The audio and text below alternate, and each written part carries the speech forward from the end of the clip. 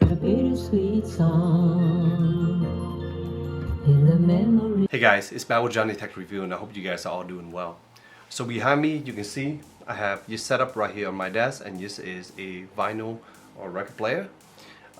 Just a quick background and a disclaimer. I am not a huge vinyl fan or anything like that. I started this journey about 6-7 years ago.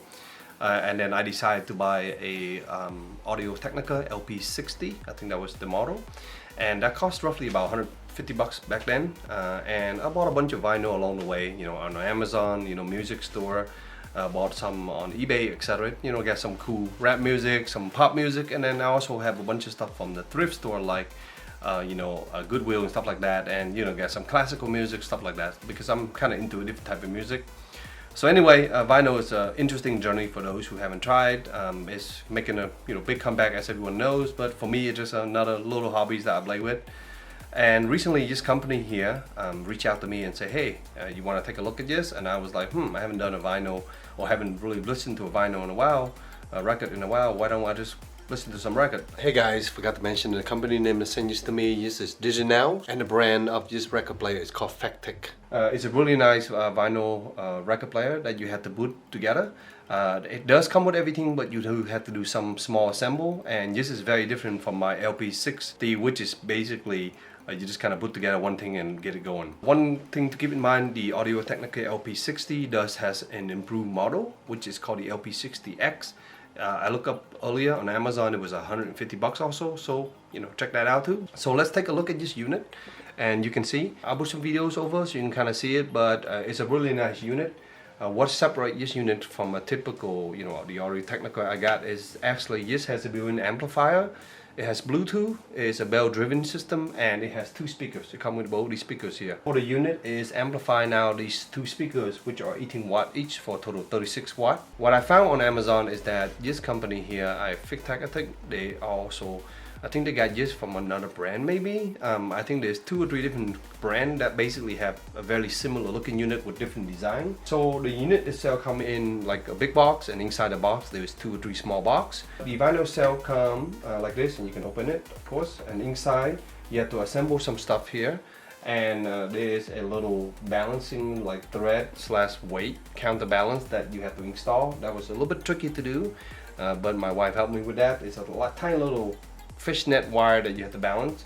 Compared to my other unit, the LP60, I didn't have to do any of that on that unit, and that unit is you press a play button and the needle automatically moves into place and drop in.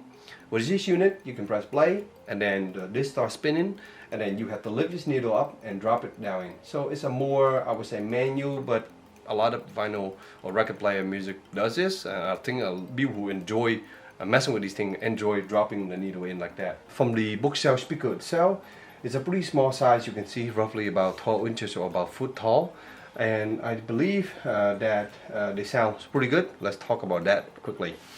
So this has a volume knob on here that you can adjust on the device, and typically I listen to this roughly about 50-60% max. I don't really go higher than that, not necessary, but I did try it a little bit higher. The speaker itself is pretty crisp and clean. From the vinyl itself, depends on the music that you like. I really enjoy that the music come out really clean. Again, I am walking right now, and I put the speaker here and still sound pretty good. Of course, you want to sit in front of it like this, and again, sound even better. But from my perspective, the lows on these are quite good for what they are. There's no subwoofer here, but there's still a little bit of lows. If you're listening to if you really want a lot of bass and a lot of thumping, this is not a unit for you. You want something a little bit more balanced, acoustic. These are good speakers for that. The mid from the vocal, I listened to a few albums. So for example, recently I just got this album, Maroon 5, a song about James. This came out pretty good on this. A little bit more rock music. I don't know, rock, pop, whatever. It sounds pretty good. What I like about on these vinyl record is something like this. Mayor Ferguson. I like this kind of music, and stuff like this random album here, which I found called the Manhattan Transfer. This was in Goodwill for like 50 cents. So anyway, there's a bunch of music that I listen to on here, and in general it sounds quite good. On the highs, it's really crispy and clean. No complaint from these speakers. I think they serve a really good purpose. Downstairs, in comparison, I am using an Onkyo sound system down there with like a home theater speakers. I only have 2 set up for stereo. So those of course sound better. There's an amplifier system, better speakers, and of course I have a subwoofer that is connected to that device. However, here in this small room, and if you have just in an apartment or townhome, you don't really need one or that crazy bass anyway. But yeah, that gives you an idea. And if you want those kind of option, you can obviously use this as a player and then output that to an amplifier with that exact setup that I have downstairs.